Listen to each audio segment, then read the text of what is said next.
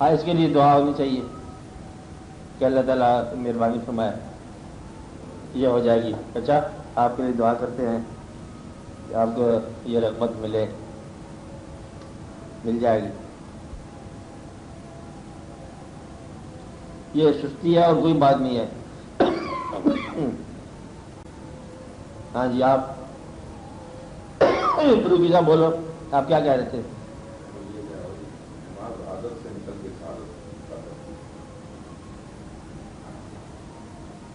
دیکھو ہر عمل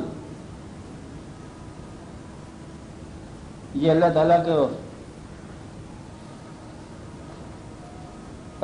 زندگی کے پیدا کرنے والے کو پتہ ہے کہ زندگی انسان کی کہاں آ کے بہتر ہوتی ہے, جس نے پیدا فرمایا. اور پیدا فرمانے والے نے ہی آپ کی آسانی کے لیے, آپ کی باطن شناسی کے لیے ایک دین عطا فرمایا. پیدا بھی اس نے فرمایا, خیر شر کی رونقیں بھی اس نے لگائی, یہ رونقیں ہیں, میلہ ہے. اور آپ کو ایک طرف راستے کی طرف راغب بھی اس نے فرمایا, اور اسی کے بتائے ہوئے راستے سے ہی آپ کے اندر جو ہے وہ نیکی پیدا ہوتی ہے. اس کے علاوہ راستہ نہیں ہے. اللہ بہتر جانتا ہے کہ آپ کے لیے کیا چیز بہتر ہے. سوال کیا ہے آپ کا؟ اسلام قبول کیا, نماز شروع کی, عادت عادت سے پڑھ رہے ہیں, اور نہ پڑھیں تو پریشانی بھی ہوتی ہے. اطاعت ہے, حکم جب آپ کو حکم دیا, اس حکم کی افادیت, اس کا احسان, آپ کے لیے وہ حکم کیا لائے گا, یہ اللہ کریم کو بہتر معلوم ہے. آپ جب حکم مان رہے ہیں تو حکم مانتے مانتے آپ کے اندر عبادت آ گئی, چلو عادت کی عبادت آ گئی کہ یہی ایک چیز عبادت کا ذریعہ. اسی ذریعے میں اگر کہیں آپ کا تعلق باطن کے ساتھ مل گیا تو یہ ساز بن گئی. یہ بھی دروازے ہیں حقیقت کے, حواس خمسہ بھی ہیں, افراد, ہر فرد آپ کے لیے خیر شر کا دروازہ ہے. اسی طرح یہ جو عبادت کے ذریعے ہیں, ان کے اندر بھی اللہ تعالیٰ کے تقرب کے درجات ہیں.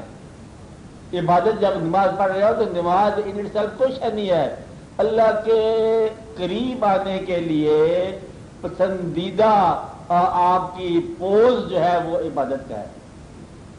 ورنہ آپ ہر وقت اللہ کے قریب ہو سکتے ہیں, لیکن اللہ کے تقرب کی انتہائی حالت جو ہے وہ یہ ہے جب آپ سجدہ کر رہے ہوتے ہیں.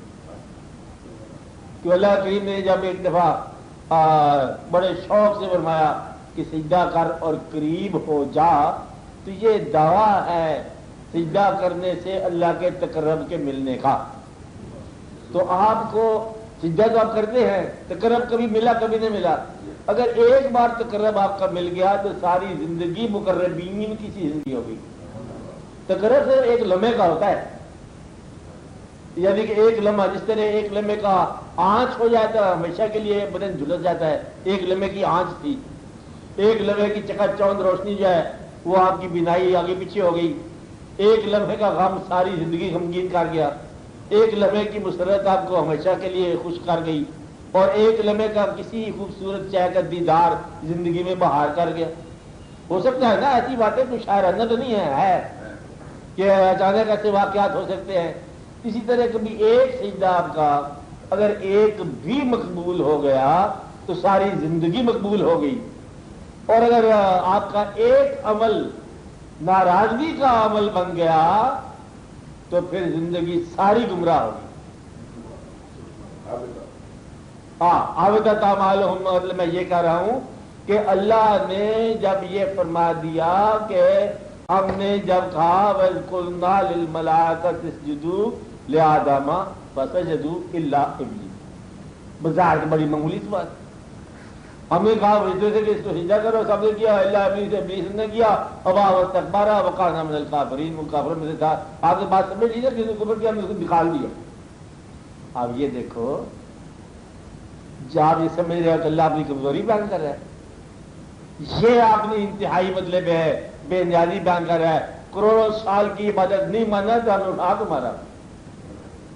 آپ بات سمجھ رہے ہیں, مقصد یہ ہے کہ اب آپ انسان ہیں، یہ کر رہے کہ ایک انکار جو ہے اس کی کروڑوں سال کی عبادت رہ گاہ کر سکتا ہے، اور تم تو کتنے احکام سے روح گردانیاں کرتے رہتے ہو، بلکہ من مانیاں کرتے رہتے ہو، اور بلکہ پتہ کیا سے کیا کرتے رہتے ہو۔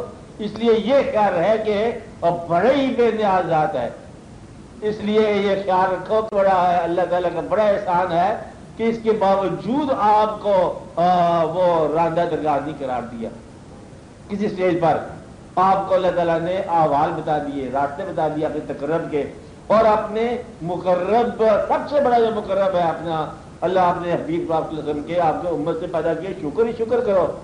یہ تو ہاتھ دو درانے دو اور آپ کو رونق لگاؤ، بلکہ تھوڑی سی قوالی بھی سن لو۔ نہیں بات سمجھ آئی تھی خوشی میں کہ بھائی تیری مہربانی ہے، میں ہوں سنیا میرا شو نگری میں آیا، ہاں یہ قوالی بھی ہو جائے، کوئی عرض کی بات نہیں۔ اب بات ہے میرے اس خوشی میں، لیکن یہ دیکھو قوالی میں سنتے رہنا ساری عمر، ساتھ عمل بھی ہے۔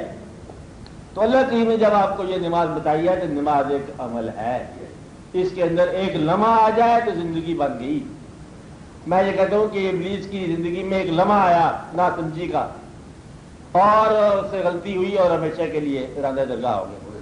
بعد میں ڈائلاگ بولا ابلیس سے اللہ تعالیٰ سے کہ آپ نے مجھے سمجھایا نہیں تھا کہ ہاں اب وقت نہیں، مطلب یہ کہ میرے ساتھ آپ نے جاتی ہے، بلکہ ایک جگہ اور ہے کہ اللہ تعالیٰ پہلے بتایا سورہ یاسین میں کہ جب شیطان جو ہے وہ گمراہ کرتا ہے، انسان سے کہتا ہے پھر کفر لیا، اور انسان کفر کرتا ہے، شیطان کہتا ہے کہ میں ذمہ دار نہیں ہوں، میں اس کا ذمہ دار نہیں ہوں، انی اخاف اللہ، میں تو اللہ سے ڈرتا ہوں، یہ تو نے کام کیا جو کیا۔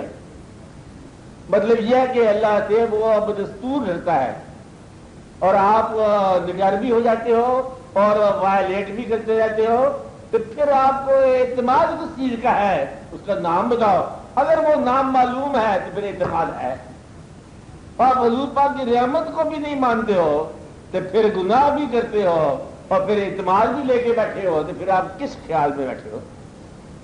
یعنی کہ اگر وزن آپ نے کر کے دینی ہے عبادت، تو پھر اگلے جو ہے وہ چن کے لیں گے، گن کے لیں گے، اس طرح تو ہے نہیں آپ کے پاس، آپ کا ساری کمیاں ہیں، خامیاں ہیں، اور شفاعت آپ مان نہیں رہے ہو تو تمہارے تو حال بڑی برا حال ہے۔